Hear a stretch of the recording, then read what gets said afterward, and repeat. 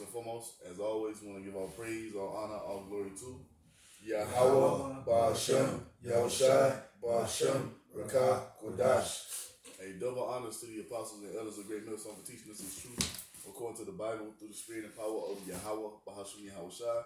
And a sincere peace and salutation to all you hopeful Akim out there, pushing this word in all truth and sincerity, doing the work as Yahweh, Ba'ashem, Yahushai has created us to do, so he can wake up and seal the elect of the nation of Israel, which consists of you so-called blacks, Hispanics, and Native Americans, and you Israelites who are scattered amongst the heathen nations that may look like the heathen nations, but your father's seed line of your lineage goes back to you being a so-called black, Hispanic, and Native American. Shalom. It's your brothers from the GMS Denver camp coming back once again through the spirit and power of Yahweh Shem Yahushai with another video, and this is going to be a Passover lesson, man. So basically, just going to read Exodus 12 and go into this beautiful high holy day that we're about to partake in here at sundown, you know, to commemorate the Most High saving us out of Egypt and also our Lord Yahweh Shah, man. So let's get right into it. Who got it? I got it. Exodus 12, verse 1. And Yahweh spake unto Moses, and Aaron in the land of Egypt, saying, This month shall be unto you the beginning of months. It shall be the first month of the year to you. So this is the true New Year right here, man. Tonight marks the first day of the New Year with the Passover, man. The New Year doesn't come in the dead of winter; it comes in the springtime when life starts to flourish again, man. Mm-hmm. You see, and this is and when we're back when we go into the kingdom, everything is gonna move according to the righteous way, man. It ain't gonna be according to how Esau has the calendar set up, but we're gonna go back to the way the Most High intended it to be. I got a quick precept. Yeah. Just like the brother was saying, this is the true New Year, but Esau Edom, he during the time of the Greco-Roman Empire is when they started using that Julian calendar, and it's just Daniel 7:25. It speaks on how he would do that, change the times. This is Daniel 7:25. He shall speak great words against the Most High, and shall wear out the saints of the Most High, and think to change times and laws, and they shall be given into his hand until the time and times and the dividing of time. So he breaks, everything the so-called white man does, the Edomite, is contrary to Yahweh Bashem Yahushai. Like the brother said, this is the true New Year, not no January 1st in the dead of winter. But it said that he would do that in Daniel 7:25. He changes the times and the laws, Right. Which in Exodus 12, verse 2, the word there for month is Hadash, and that word means the new moon. So it's all by the moon that we're able to understand the calendar. It says in verse 3, Speak ye unto all the congregation of Israel, saying, In the 10th day of this month they shall take to them every man a lamb, according to the house of their fathers, a lamb for an house. And if the household be, and I just wanted to say, this is why Yahushua was scourging the men in the temple at that time, because they were not following this law. They were actually buying animals on the side of the temple to sacrifice instead of being their own. It says in verse 4, And if the household be too little for the lamb, let him and his neighbor next unto his house take it according to the number of the souls. Every man according to his eating shall make your count for the lamb. Your lamb shall be without blemish, a male of the first year. Ye shall take it out from the sheep or from the goats. And this is why Yahushua came and he was blameless when he walked the earth, man. Because he represented the Passover lamb. You see? Unblemished. He was perfect. And that's what he had to be for us to bring us into what we have now, man. You see? So he represented the Passover lamb for us. You got it? It says, verse 6, And ye shall keep it up until the 14th day of the same month, and the whole assembly of the congregation of Israel shall kill it in the evening. So right now we can't really uphold this part of it. This is why we just rehearse the righteous acts. But in the kingdom of heavens, we'll be able to do it in perfection. You see? Because we can't follow this. We can't just go ahead and just get a lamb of 1 year and have it be unblemished and put the blood of our door. We can't do all that, man. You see, that's why we keep this best as we possibly can. And that's why it's all about faith, man. You see? I'll bring that out real quick because I was thinking that same thing. Judges 5:11. They that are delivered from the noise of archers in the places of drawing water, there shall they rehearse the righteous acts of Yahweh, even the righteous acts toward the inhabitants of his villages in Israel. Then shall the people of Yahweh go down to the gates. So that's what we're doing now, man. We're rehearsing the righteous acts. Because we can't keep this in perfection, because first and foremost we're in the flesh, and then we're here in captivity, man. You see? You got it. All right.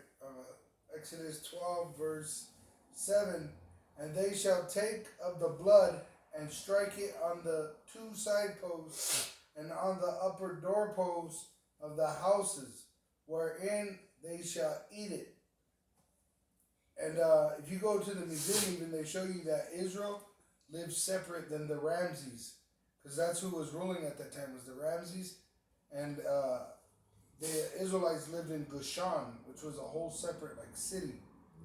You know, it says now the blood. Now this blood represents the blood having on our doorposts is the blood of Yahweh Shah. You see, and that goes to having faith in Yahweh Shah. That causes you to be covered in His blood. You see. It says, and they shall eat the flesh in that night, roast with fire and unleavened bread, and with bitter herbs they shall eat it. Eat not of it raw, nor sodden at all with water, but roast with fire, his head and his legs, and with the pudence, which are the gizzards thereof. So all the innards, the organs, everything. Inside. And ye shall let nothing of it remain until the morning, and that which remaineth of it until the morning ye shall burn with fire. And thus ye shall eat of it, and thus shall ye eat it with your loins girded, your shoes on your feet, and your staff in your hand. And ye shall eat it in haste. It is Yahweh's Passover. And the reason we was going to eat it in haste because what? We were about to flee from Egypt, man. So we had to be prepared to go. As soon as we partook in this, we had to get going, man. You see?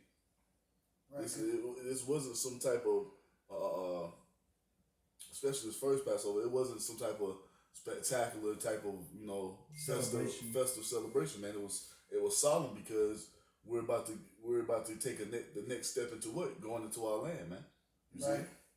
And also you got to remember the Lord killed the firstborn in Egypt. Mm-hmm. So they were going to be pretty angry at that time too. So we had to get going, man. Yeah. It You says... gotta eat all that lamb too. You can't leave no leftovers. Yeah, in fact, the lamb was an insult too. It represents Yahweh Shai. But when they went into Egypt, Joseph told his father Jacob, correct, that it was abomination for shepherds, for the Egyptians, because they worshipped the sheep, the lamb. That was in, let me grab that real quick. Shepherds are an abomination, KJV. Yeah, because they looked at the shepherd as being lowly. Right. That's what it meant, because that's why the Pharaoh didn't partake with the Israelites, man. You see, because they looked at us as being lowly. I got it right here. It's Genesis 46, verse 34.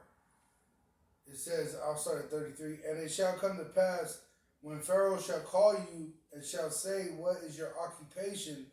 That ye shall say, thy servant's trade has been about cattle, from our youth even until now, both we and also our fathers, that ye may dwell in the land of Gushan, For every shepherd is an abomination unto the Egyptians. Because once again, they look at it as being lowly, man. You know, that's what it was all about. Because the Egyptians felt like they were higher than us because we tended to cattle. You see? Mm-hmm. Because they had false gods, back then. And when you understand the plagues were casting those gods down. Even the fly, when you go into Egypt, they used to award the greatest warrior with a golden fly. Like an idol that was a fly. And if you know the plagues, one of the plagues that were on Egypt was the flies was on the Egyptians. So if you're worshiping this idol, why is your God turning his back on you, It says in verse 12, For I will pass through the land of Egypt this night, and will smite all the firstborn in the land of Egypt, both man and beast, and against all the gods of Egypt. I will execute judgment. I am Yahweh. And the blood shall be to you for a token upon the houses where ye are. And when I see the blood, I will pass over you, and the plague shall not be upon you to destroy you. And I will smite the land of Egypt, and this day shall be unto you for a memorial. And that also like you. Mm-hmm. So in that verse 13, that's what we're partaking in right now, man. Having that blood of Yahweh covering us, because the Most High is about to smite Egypt with plagues again, man. He's about to bring great judgment into this place, and we're hoping that through our faith in Yahweh we can be covered, because just like he did in ancient Egypt, man, the Most High is about to unleash the death angels here in this land. You see? And everyone who's not covered in the blood of Yahweh you're going to be taken. You see? You're going to get taken, man. You're going to get judged. Just like in ancient Egypt. Yep. You had the Egyptians, they weren't doing this, they weren't keeping the Passover, they weren't putting blood on the posts. Because at the end of the day, the Most High is not dealing. The Most High is not dealing with the heathen nations. Some of the 2/3 weren't putting. Because they're not going to partake in this. The blood of Yahweh doesn't cover them. Right, that's what I'm saying. The blood of Yahweh doesn't even cover the 2/3 right now. It only covers the remnant of the nation of Israel. Because they were Egyptians in You got it. And then you had some Egyptians that went. It says, verse 13. Hold on, bro. What you got? I had the book of 1 Peter, chapter 1, and starting verse 18. It says, For as much as ye know that ye were not redeemed with corruptible things as silver and gold from your vain conversation received by tradition from your fathers, but the precious blood of a Mashiach, as of a lamb without blemish and without spot. Mm-hmm. There it is. See, because he was our Passover lamb, man. He's what covered us. He's what's going to his blood is what's going to turn the wrath of the Most High away from us, and it's going to come upon everybody who's not covered in that blood. You see, just like when the death angel came down in Egypt, everyone who didn't have that blood on their doorpost, man, you got to take it. Mm-hmm. That was it? That was it. What? Somebody else on? All right, Exodus 12, verse 14. And this day shall be unto you for a memorial, and ye shall keep it a feast to Yahweh throughout your generations. Ye shall keep it a feast by an ordinance forever. So we're going to have this Passover forevermore, man. Every year. At the beginning of the year, man. This is our first High Holy Day. Our first feast. Mm-hmm. Tomorrow, what? The new year. Mm-hmm. You see? And it's going to be like that forever. And then when we get into the kingdom, that's when we're going to have the party Passovers. See, right now, we're not in that spirit of mirth when it comes to this High Holy Day right now. It's the spirit, it's a solemn assembly. Because at the end of the day, we're still in the time where we're going to be persecuted. And Yahweh was persecuted right after the Passover, man. You see, so that's the time we're living in. That's the spirit we're coming in. You see? It's a very solemn assembly, man.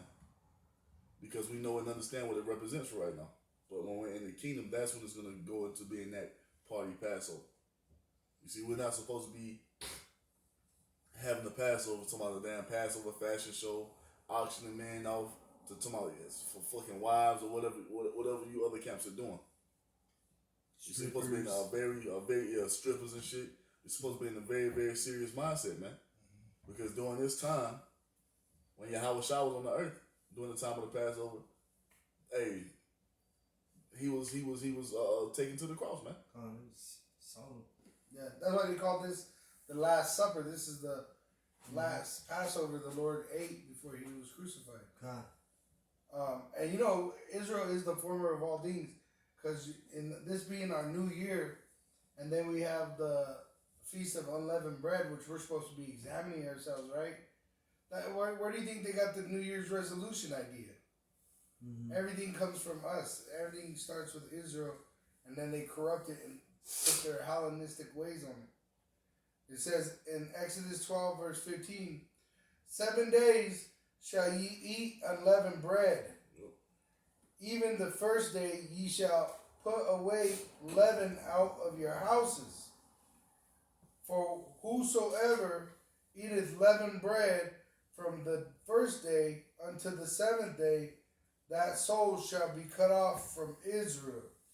See, that shows you how solemn it is. And that's from a spiritual aspect, man. That goes into making sure you're preaching the right doctrine, making sure you don't have any leaven in your doctrine. And a lot of these other camps, they do, because they still haven't gotten the mark of the beast right. They still haven't. Now you got guys preaching hell, about to go into the Passover, and you preaching the doctrine of hell, man. You see, a place that doesn't exist, a place that the Most High never created. You see, and that's the leadership preaching that shit over there. So when it goes into that leavening, it's spiritual. The spiritual aspect of it is talking about making sure you have no leaven in your doctrine, because like it tells you in the scriptures, a little leaven leaveneth the whole lump, man. You see. You gotta have 100% truth. Yep. 99% is not good enough, like our elders always say. Because leaven is known for what? Puffing up, causing bread to rise. And that made me think of pride, right? Because pride puffeth up. It says in Proverbs 16, verse 18, pride goeth before destruction, and an haughty spirit before a fall. Let me get back to Exodus 12, verse 16. And in the first day there shall be an holy convocation, and in the 7th day there shall be an holy convocation to you. No manner of work shall be done in them, save that which every man must eat, that only may be done of you. You see? And this is why we can't keep it in perfection, man, because we'll was working during this week. But every one of us has to go what? To a job tomorrow, man. You see, so that's why we do what? We rehearse the righteous acts. That's why it's all about faith, man. There is no way possible for us to be saved by the law, man. Just reading it right there, that cuts us right there. If you talking about being saved by the law, 7 days you're supposed to be out. You're not supposed to be working. Can any of us do that? No. You see? So once again, this is why we preach faith, man. Somebody hold No. Verse 17. And ye shall observe the feast of unleavened bread, for in this self same day have I brought your armies out of the land of Egypt. Therefore shall ye observe this day in your generations by an ordinance forever. Yep. So it's a commandment to keep this day. Yep. That's what that word ordinance means. In verse 18, in the first month, on the 14th day of the month at even, ye shall eat unleavened bread until the 20th day of the month at even, which is a week. So then it says, because remember it starts on what, the 14th day, and then it goes on for the 7 days. Verse 19, 7 days shall there be no leaven found in your houses. For whosoever eateth that which is leavened, even that soul shall be cut off from the generation of Israel. And even in that, once again, that shows that we can't keep it in perfection because you have yeast all around us right now. It's all in the air. It's everywhere, man. You see, it's everywhere. Generation. You see. So once again, this is why we're so big on preaching faith, man. Because at the end of the day, there's nothing that we can do according to the law to be saved. Because at the end of the day, it's all in the chemtrails they spray. It's all in the air. It's everywhere around us. You see? Oh, that's another thing I just looked at. Look. Fentanyl in the chemtrails. So yeah, man.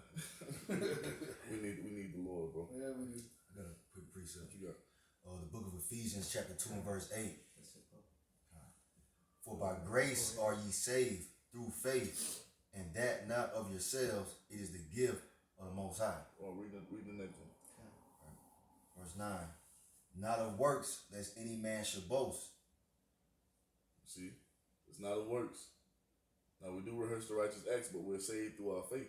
And it also tells you that, well, faith without works is dead.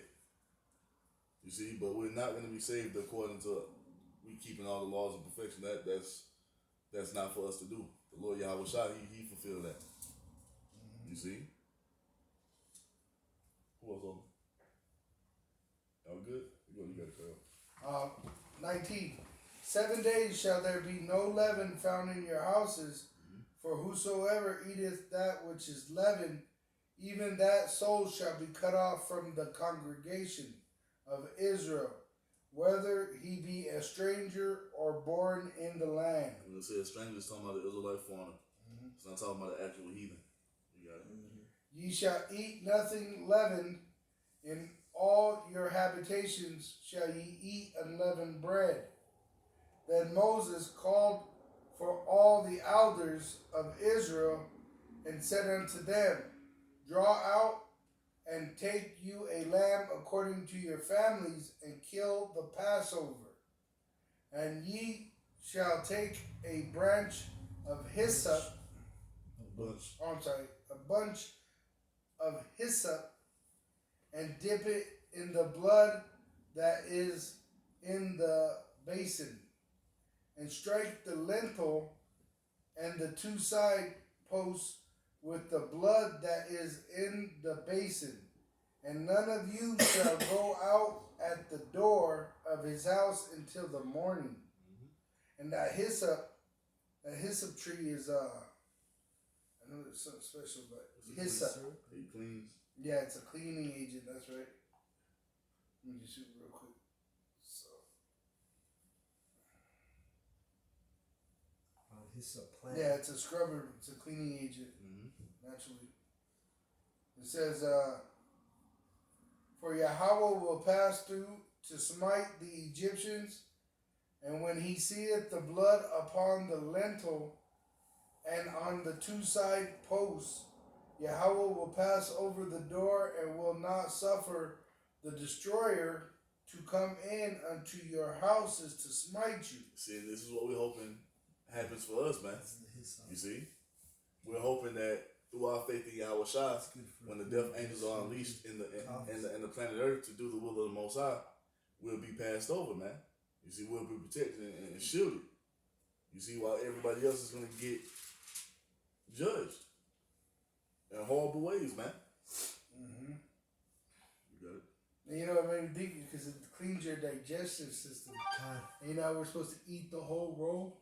You know what I mean? How you digest sweet in the mouth. Yeah. It says in verse 24, and ye shall observe this thing, because you know we're actually standing as that door today. It says we're covered in the blood of the Lamb, and we're at the gate where they gotta come to meet Yahweh Ba'Shem Yahushai is at the gates. You know, and Yahushai is that door you have to go through. It says, and ye shall observe this thing for an ordinance to thee and to thy sons forever. And it shall come to pass when ye be come to the land which Yahweh will give you, according as he hath promised, that ye shall keep this service. So that's we gonna keep this forever, man, and every year is gonna get bigger and better. You see, and Lord willing, this is the last one we have to have here in Babylon, man. Lord willing, the next one is in kingdom. Yep. Huh. And it shall come to pass when your children, or your sons, I should say, your sons shall say unto you, what mean ye by this service? That ye shall say, it is the sacrifice of Yahweh's Passover, who passed over the house of the sons of Israel in Egypt. And when he smote the Egyptians and delivered our houses, and the people bowed the head and worshiped. And you got to remember, even the Egyptians declared this is the work of God, because the miracles that were taking place, the plagues that were happening. God. It's Al-Shadia, that's when all those heathen nations knew what was up, knew who the true power was. right, because they deceived the people with the cartoons of Passover, but they had witches. The Chaldeans were witches, and they were, for a little bit able to do, the left hand miracles, but then the right hand overcame. It says, and the sons of Israel went away and did as Yahweh had commanded Moses and Aaron, so did they. And it came to pass that at midnight Yahweh smote all the firstborn in the land of Egypt, from the firstborn of Pharaoh that sat on his throne unto the firstborn of the captives that was in the dungeon, and all the firstborn of cattle. So they were just dropping dead everywhere. It says, and Pharaoh rose up in the night, he and all his servants and all the Egyptians, and there was a great cry in Egypt, for there was not a house where there was not one dead. Hey, and that same thing is about to happen. It's about to happen again, man. Let me grab that real quick. This is 2nd Ezra 15. Let me see where we at.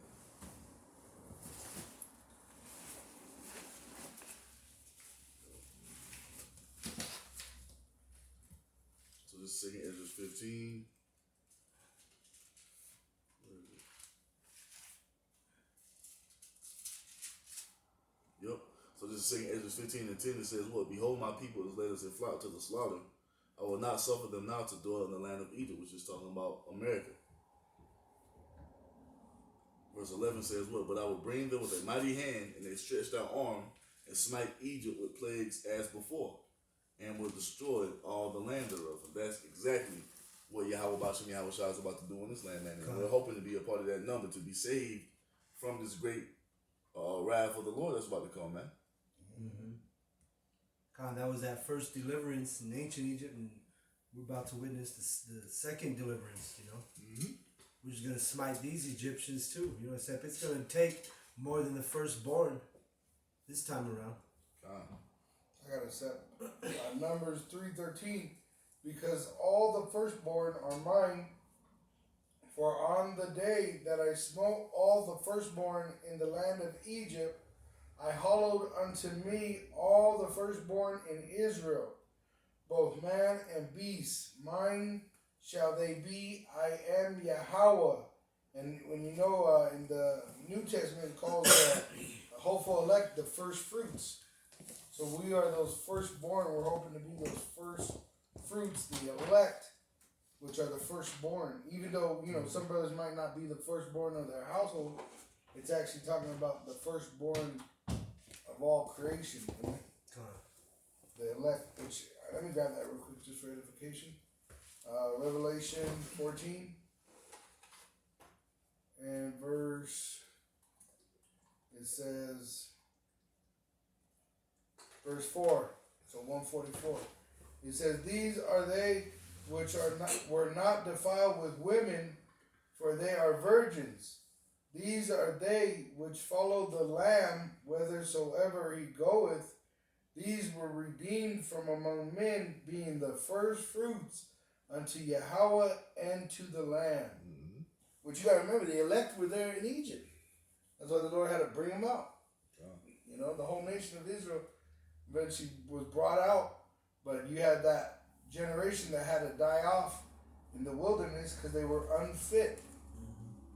You know, and then that new generation under Joshua and Caleb, they went into the promised land. Circumcision. Mm-hmm. You want me to go more on that, bro? Okay. All right. Exodus 12, verse 31. And he called for Moses and Aaron by night and said, Rise up and get you forth from among my people, both ye and the sons of Israel, and go. Serve Yahweh as ye have said. Also, take your flocks and your herds as ye have said, and be gone. And bless me also. And the Egyptians were urgent upon the people that they might send out of the land in haste, for they said, We be all dead men. And the people took their dough before it was leavened, their kneading troughs, being bound up in their clothes upon their shoulders. So they had to take it with them. They was getting up out of there, man. Yeah. You see? And that's the spirit we got to be in. We got to be in the spirit to be ready to flee. You see? At a moment's notice, if it come down to it, we got to be in. We can't be in the spirit of continuing in Babylon, man. Like the scriptures tell us we're supposed to be as prisoners on the earth. You see? That's what that represents as well. The Most High is coming to deliver us from captivity, and we gotta want to go, man. God, just like with Lot when he was leaving Sodom and Gomorrah, he didn't have time to. He was dragging his feet. He had to leave things behind, man, including his wife. He was dragging his feet because he didn't want to leave, but we can't be in that spirit, man. We got to be in the spirit to make haste to get the fuck up out of Babylon, man. You see? Right. And we're doing that spiritually. You got it? It says, You have something? No? Go ahead.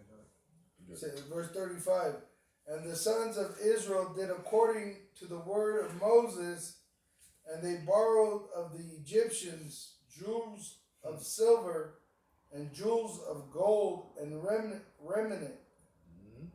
And Yahweh gave the people favor in the sight of the Egyptians, so that they lent unto them such things as they required.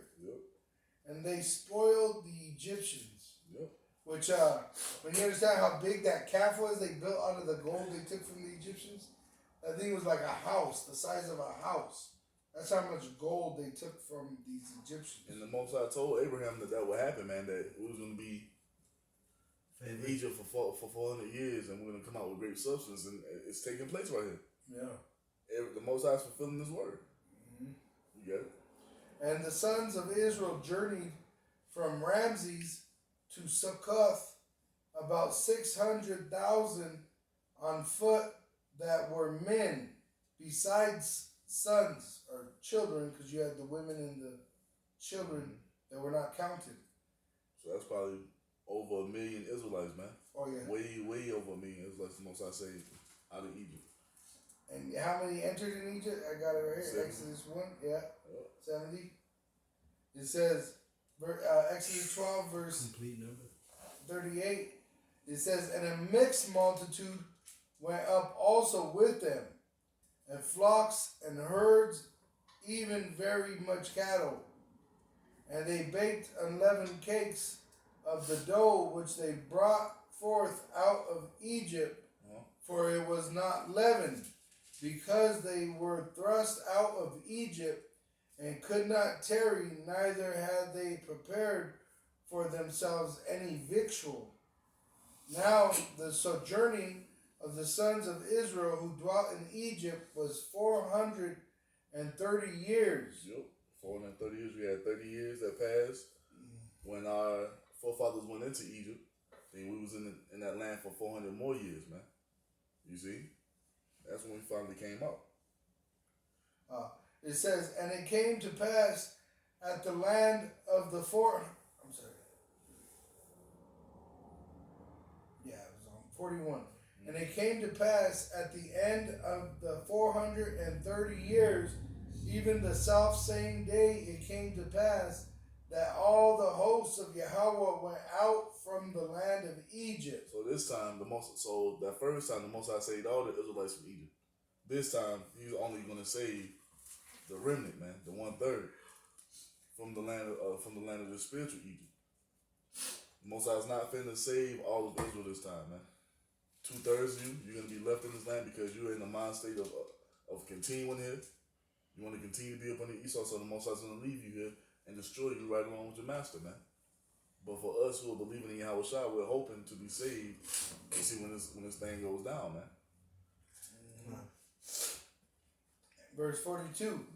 It is a night to be much observed unto Yahweh for bringing them out from the land of Egypt. This is that night of Yahweh to be observed of all the sons of Israel in their generations. So this is something that's not meant to be forgotten, man. You see, this story of the Exodus is going to be told for the rest of eternity, man. And then, when that second Exodus takes place, you see, that's going to overshadow the first Exodus from Egypt, man. Matter of fact, you got it? Jeremiah 32. No, Jeremiah 23. 26 or 23. Yeah. This is the book of Jeremiah, chapter 23. I think it started at 7. And verse you want me to start at 7? Yeah. All right. This is Jeremiah 23 in verse 7. Therefore, behold, the days come, saith Yahweh Ba'ashem Yahushai, that they shall no more say, Yahweh Ba'ashem Yahushai liveth, which brought up the children of Israel out of the land of Egypt. But Yahweh Ba'ashem Yahushai liveth, which brought up and which led the seed of the house of Israel out of the north country and from all countries whither I had driven them, and they shall dwell in their own land. So that's what's about to take place now, man. No longer. So let me backtrack on what I said. We're not gonna be talking about the Exodus from Egypt once the second Exodus takes place, man. The second Exodus is gonna overshadow the first Exodus that we're reading about here in Exodus. You see, because the second Exodus that's about to take place is gonna be spectacular, man. Yahweh Shai is coming in his full glory with the chariots. He's going to be beaming up the members of the elect into the chariots, man. And all the world is going to see it, man. And that's why it will be talked about forevermore, man. It's going to be on a higher level than what the Most High did with that first Exodus. You see? You gotta go. It says in verse 43, and Yahweh said unto Moses and Aaron, this is the ordinance of the Passover, there shall no stranger eat thereof.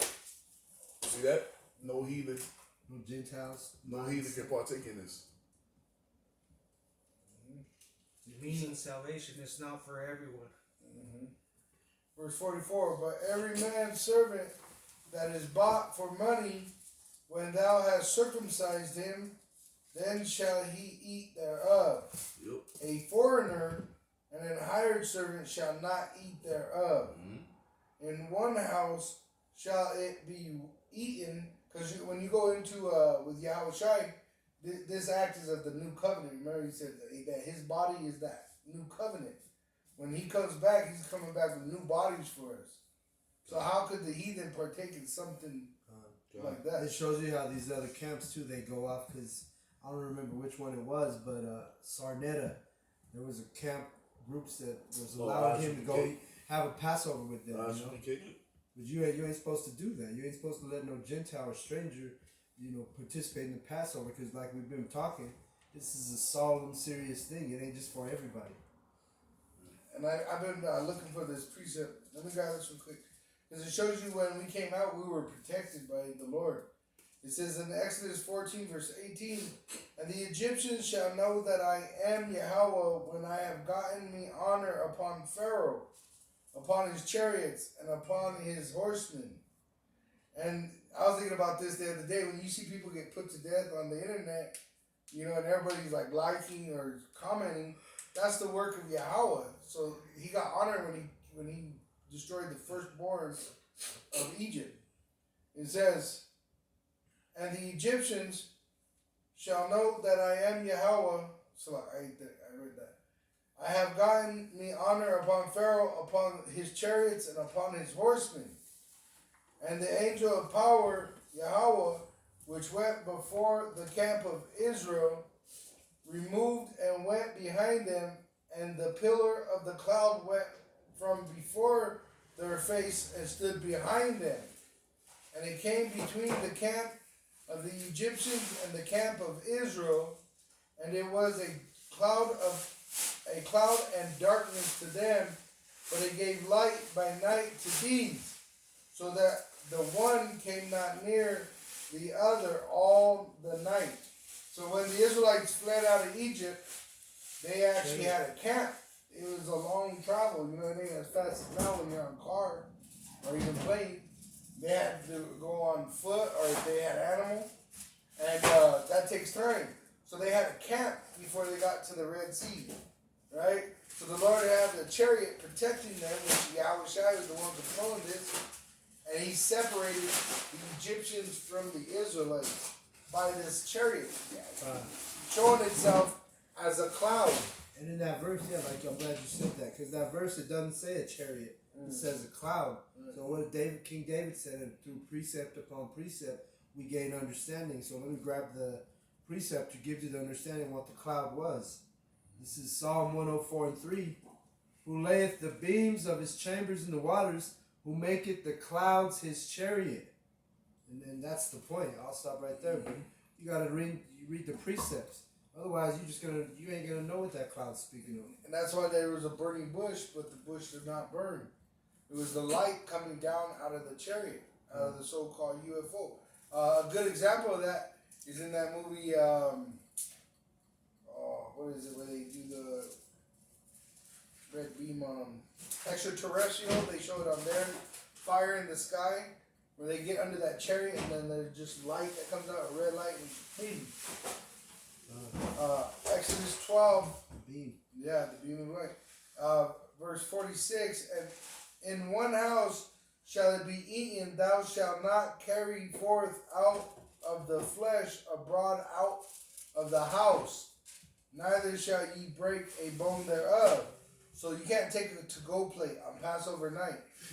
You know, if there's lamb left over, you can't, put foil on it and take it as a leftover plate. We read it earlier. If there was anything left, you had to burn it. Right. And the reason why you're not supposed to break the bone is when Yahweh Shai, it was an omen or a prophecy of Yahweh Shai, when he was crucified, they would break the knees to kill the inmate. And Yahweh Shai didn't need that required because he gave up the soul before that. So it was a prophecy of Yahweh Shai. All the congregation of Israel shall keep it. And when a stranger shall sojourn with thee, and will keep the Passover to Yahweh, let all his males be circumcised, and let him come near and keep it, and he shall be as one that is born in the land, for no uncircumcised person shall eat thereof. All right? Can I go to Ezra right away? Just popped into my head. This is Ezra chapter 4 verse 1. Now when the adversaries of Judah and Benjamin heard that the children of the captivity builded the temple unto Yahweh power of Israel, then they came to Zerubbabel and to the chief of the fathers and said unto them, let us build with you, for we seek your power, as ye do, and we do sacrifice unto him since the days of Ezra Hadon, king of Assur, which brought us up hither. But Zerubbabel and Jeshua and the rest of the chief of the fathers of Israel said unto them, You have nothing to do with us to build a house unto our power, but we ourselves together will build unto Yahweh Ba'ashem Yahushai power of Israel, as King Cyrus and king of Persia had commanded us.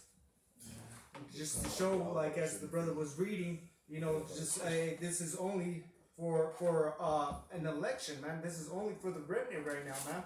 Ain't nobody else is coming into this, man. No heathen. You have to be circumcised of the heart, man. Right. You have to repent, man. In fact, I took a photo of this here. you had to put Jesus in there in Google, but I put, did Yahushua keep Passover? Yahushua observed Passover and the Feast of Unleavened Bread as an adult. He also did it as a young man. Not only did he observe the holy day, he took it very seriously and looked forward to celebrating it with his disciples. He did it every year. Oh, Because at the end of the day, he was perfect according to the law. God, So he kept it. What? Lock it. Go ahead, mother.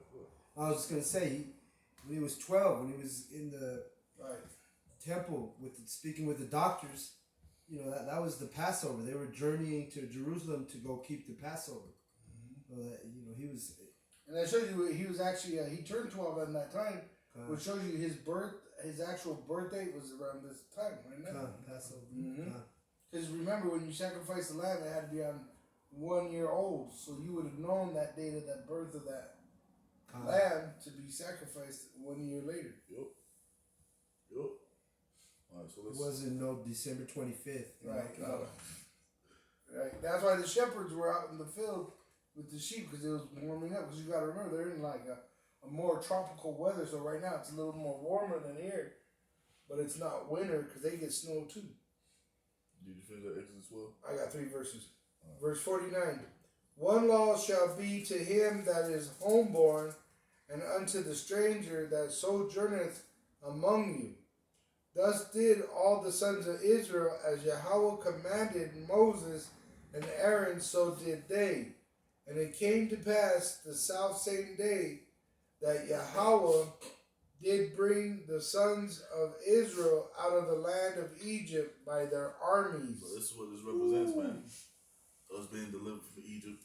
And now we have Yahweh's sacrifice that we're commemorating, man. Him being that sacrifice, that Passover lamb for us, that lamb without blemish, so we can be covered in his blood, to be exempt from this judgment that's about to befall the earth, man. So this is a solemn assembly. This is not a time for party. Yeah. This is not the time for a party Passover, man. We're supposed to be in a solemn spirit because we're supposed to be remembering what this represents, man. And just like back then, we're being prepared to be delivered from this spiritual Egypt here, man. You see? I was listening to Elder Apostle Ricard. He was doing a live lesson earlier. And really, he said, this is the time we get in that Passover mindset.